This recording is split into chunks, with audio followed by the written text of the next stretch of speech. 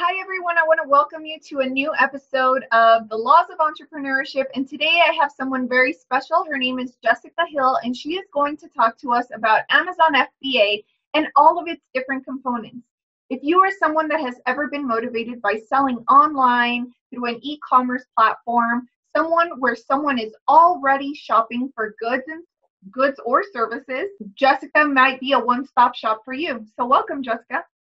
Thank you so much. It's a pleasure to be here. I'm really excited to have you. First off, I have to tell you that I really love the name that you chose. You can tell everyone about the brand associated with your FBA business. Right. So in 2017, I created Ladies of FBA, and we are primarily on Facebook, YouTube, and Instagram. And it's just a safe space for women entrepreneurs that are specifically selling on Amazon to just help each other, help each other be successful on Amazon. So tell everyone why you chose Ladies of FBA and not like People of FBA. Is it because you saw like lots of females, lots of moms, lots of stay-at-home moms? What was it? So absolutely. So my friend Jill and I, we were actually extreme couponers together, and we both have autoimmune diseases. So being entrepreneurs is actually better than having to work in corporate. And we had been in we started on Facebook.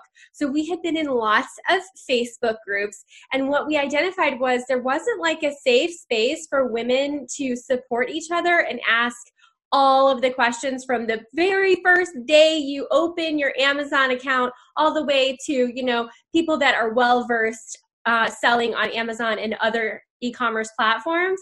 And so Jill and I were like, let's start our own ladies group and make it a safe, positive, drama-free space where we can ask all of our e-commerce questions. So that's kind of the origination. We just wanted a safe space to hang out and become better entrepreneurs. So what does that mean to you, entrepreneurship? Now, you mentioned having an autoimmune disease. How does entrepreneurship tie into that?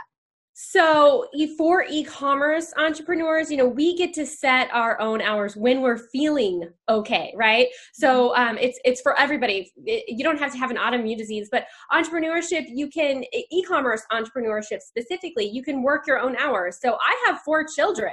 I am a taxi driver for many hours a week, but then I can take those hours that they're at school or late at night when they're sleeping and build my e-commerce business. So that's kind of where, entrepreneurship, there's all kinds of, ways to be an entrepreneur. You can own brick and mortar and all that. But e-commerce specifically is good for those of us that are, either a taxi driver for 2 to 3 hours a day during the week, or have days where you just don't feel good and going to a corporate job just wasn't a good fit. So that's kind of where we are as far as like our ladies group and who I am and what we stand for. So how long have you been on this journey? So I've been on e-commerce since 2003, but specifically e-commerce full-time seller since 2016. So in March, it'll be 4 years full-time. That's great. And so let's fast forward. And so now what does life look like for you? So now, as I call myself a senior. I've been doing e-commerce for 4 years full time. So now I have several income streams. So not just Amazon. We have eBay, Poshmark, Mercari. I'm a coach. I do affiliates. So it's just building out all of the different businesses. I have 3 businesses and several different income streams to create that full e-commerce entrepreneur experience. Mm-hmm. And I do a lot of now, like I really am diving into my passion of teaching. And so I'm doing classes and also one-on-one mentoring. That's great. And so lots of people always doubt this online thing, and that's kind of how they refer to it, this online thing. What would you say to the skeptics out there? Do you kind of want to tell them, I'm not going to ask you directly how much you're making now unless you want to share it, but are you making similar to more than what you were making when you left a corporate job, or to someone who is in a corporate job right now? Right. So I did work in biotech, and I had been working in biotech and pharmaceuticals for 13 years. I have a bachelor's of science with a minor in chemistry. So it was a very stable, good corporate job. And I wouldn't have taken that leap if I didn't think that I could be sustaining the income that I was making, right? So yes, it is profitable. Is it overnight? 100% no, right? It took a long time. I didn't take a payout for 18 months.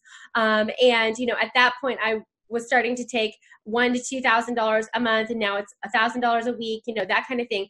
And when I'm talking to mentoring clients, pay your bills, right? If you are still working in corporate, but in any fashion, right? Not your own business, but then, take those hours that you can and build. And literally you can start with like almost nothing if you just work hard and, manifest money in all kinds of different ways, from Facebook Marketplace to Craigslist to putting your first boxes in the Amazon warehouse to flipping stuff on eBay. So you can really it's really about your hustle. If you're willing to do it, if you're willing to do the work for any business, or if you start drop shipping, whatever it is. But for me, absolutely, I needed to make more than I was making at corporate. Like I said, 4 kids, we have a mortgage and all of those things. And I didn't have any like special e-commerce, education. Like I definitely put my dues in those first few years to build those sustainable models. And so that's what we're kind of helping everyone with Ladies of FBA, just helping them through those steps and how to manifest money and how to do it right and how to answer questions when you have a customer question. So everything. I love that. I love that story. So you come from a strong background, you had a stable job, and you are letting everyone know that e-commerce is possible and you can succeed with online platforms. For sure. And, as you all see, all of the malls are closing. E-commerce is where the future is. People want that convenience. They want to shop from their pajamas. And it's only going to grow for the next 20, 30, 50 years, that e-commerce space, because it's convenient. It's affordable. Like there's so many ways to get your goods that you need right to your door. So it's only building. It's only building.